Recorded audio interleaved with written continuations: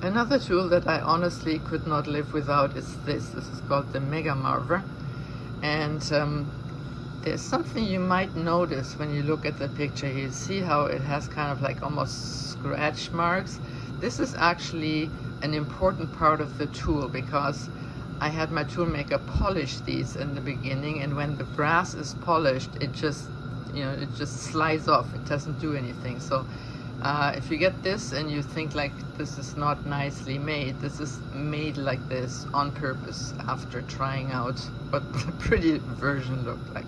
So this is basically a regular Marver, and what is beautiful about it is that you can hold it very, very close to the action. So like if you would take a regular, that's a graphite Marver, and you see how far the handle is away from it. So being this close to action makes a huge difference. But my favorite part of this tool is the other side. You see here that it has a very shallow indentation, and again it kind of has these marks on it. It's not polished for the same reason. And this is my go-to tool for any kind of bicone or olive shaped bead that is a rather flat bead. So this is just perfect. So before I get carried away telling you how perfect this is 10 times, I'm going to show you what to do with it. And for that, I'm going to use my trusted Mega Marver. This is about 5 years old, and it's so dark here because I tend to put this in the flame. As I'm using it, this part is in the flame for some reason, and so you could actually clean this with some brass cleaner or with some vinegar and salt. I don't mind. It's a used tool. So I'm going to show you how I use it.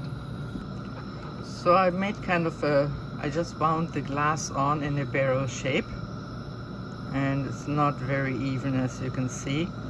So just heat the whole barrel, make sure that the ends get hot too, and you can start marvering. I have to hold the Marver sideways because of my camera being in the way. So you can see that the brass really moves the glass very quickly. If you would do this on a graphite Marver, it would just smooth it out but not move the glass. See, it's almost done.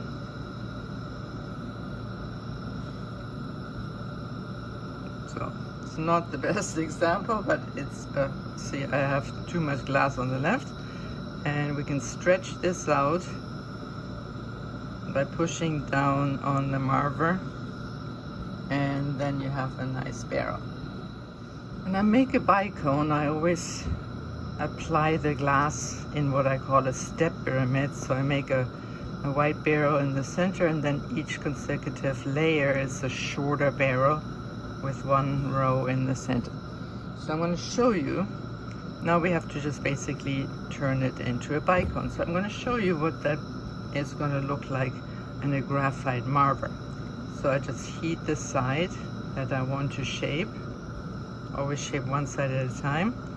And when you roll it on a Marver, like this, on a flat Marver, you basically get a straight line. So if I would shape the other side, then I would have a bicone with a ridge in the middle. Now with the Mega Marver, so I'm going to use the same, I'm going to shape the same side in the edge of the Mega Marver. So bring it back to a glow. And then I roll it in the indentation of the Mega Marver, and you can see that you have a slight curve. So when we do the same thing on the other side,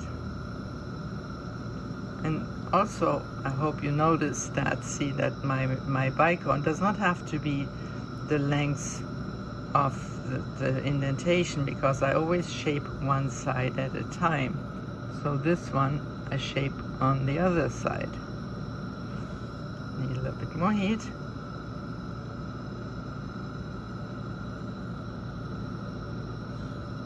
And shape that on the right side.